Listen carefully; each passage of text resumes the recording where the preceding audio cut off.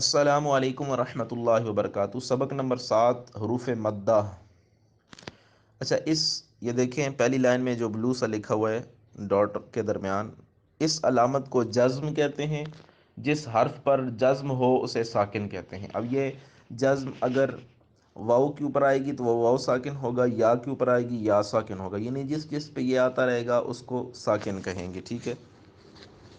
دوسری لائن میں کہتے ہیں کہ ساکن حرف اپنے سے پہلے متحرک حرف سے مل کے پڑھا جاتا ہے۔ نیچے دیکھیں کہ یہاں پہ 3 ساکن ہیں۔ الف تو ہمیشہ ساکن ہوتا ہے، اگر الف کے اوپر جزم آ جائے تو وہ پھر حمزہ بن جاتا ہے، اس وجہ سے الف ساکن ہے، آگے واؤ ساکن ہے، دوسرے ڈبے میں، دوسرے خانے میں، تیسرے میں یا ساکن ہے۔ اب یہ پیچھے سے مل کے پڑھا جائے گا، با زبر الف با، یا با الف زبر با، دونوں طریقے سے پڑھ سکتے ہیں۔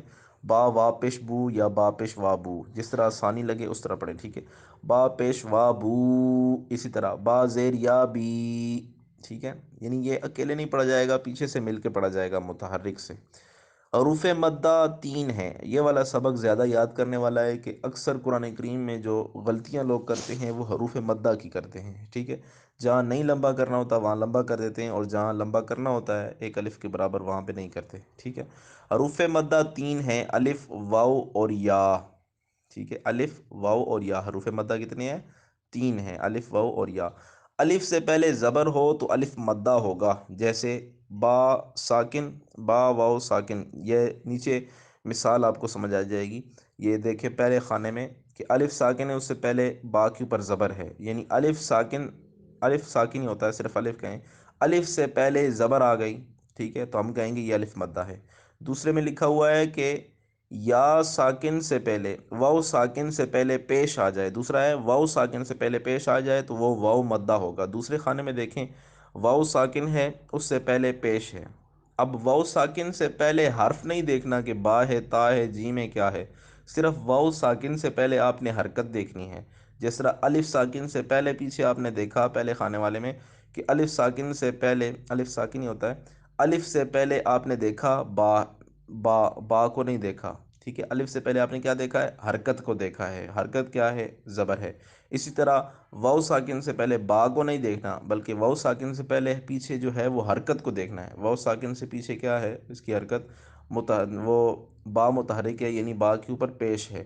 واؤ ساکن سے پہلے پیش ہے، اسی طرح یا ساکن سے پہلے زیر ہے یا نہیں، تو یہاں پہ یا ساکن سے پہلے دیکھیں تیسرے خانے میں زیر ہے، تو پتہ چلا یہ ایک الف مدہ ہے، دوسرا واؤ مدہ ہے، اور تیسرا یائے مدہ ہے۔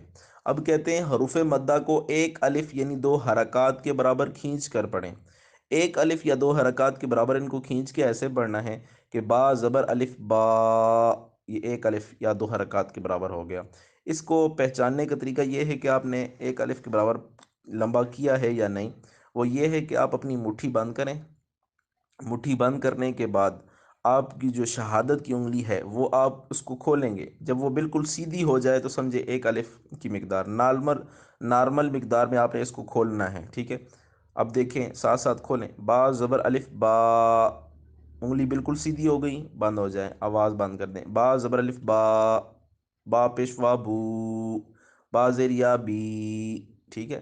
اسی طرح سبق پڑھتے ہیں، تا زبر الف تا، تا وا پیش تو، تا زیر یا تی، تا تو تی، سا زبر الف سا، سا پیش وا سو، سا زیر یا سی، سا سو سی، جیم زبر الف جا، جیم پیش وا جو، جیم زیر یا جی، جا جو جی، حا زبر الف حا، حا پیش وا حو، حا زیر یا حی، حا حو حی۔ اسی طرح خا زبر الف خا، خا پیش وا خو، خا زیر یا خی، خا خو خی۔ دال زبر الف دا، دال پیش وا دو، دال زیر یا دی، دا دو دی۔ دال زبر الف ذا، دال پیش وا ذو، ذال زیر یا ذی، ذا، ذو، ذی، ان میں جو ذال ہے اور ثا ہے اس میں سیٹی کی آواز نہیں آنی چاہیے اور خا کو پر پڑھنا ہے۔ را زبر الف را، را پیشوا رو، را زیر یا ری، ان حروف مدہ کو ایک الف کے برابر کھینچ کے پڑھنا ہے۔ را، رو، ری، اس طرح آگے میں روان پڑھ دیتا ہوں۔ زا، زو، زی، سا، سو، سی، شا، شو، شی، یہ بیچ میں جو ٹھہرتا ہوں اس میں آپ ساتھ ساتھ پڑھا کریں تاکہ تلفظ درست ہو جائے۔ سوا، حروف مستعلیہ میں سے پر پڑھا جائے گا، ایک ہوتا ہے سین اور ایک ہوتا ہے سواد، یہ سین پڑھا جائے گا سا اور یہ سوا پر پڑھا جائے گا، ٹھیک ہے۔ سوا، سو، سوی، ضا، ضو، ضی، طا، طو، طی، ضا، ذو، ذی، یہ عین پہ غور کرنا ہے۔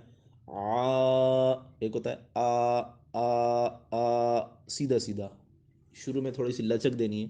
آ، عو، عی، یہ درست کرنا ہے آپ نے، بار بار پریکٹس کرنے سے درست ہوگا۔ غا،